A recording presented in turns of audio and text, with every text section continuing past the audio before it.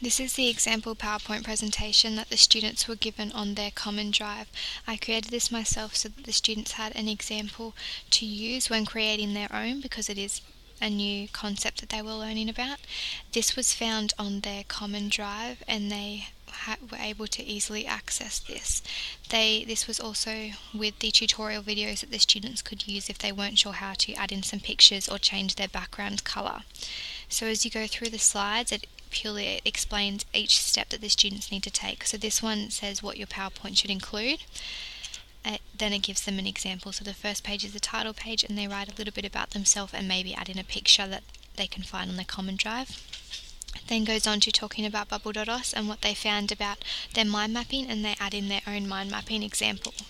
It then goes on to the researching and what they found when they researched the different story tales, and they write some text and add in some pictures of themselves on the computer.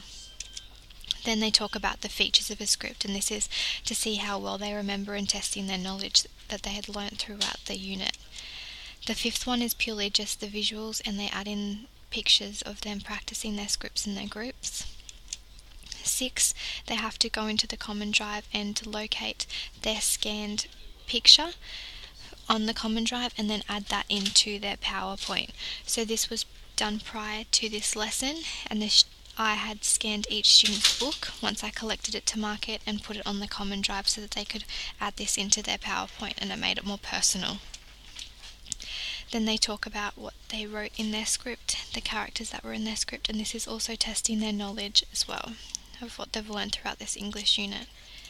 And then their overall reflective statement.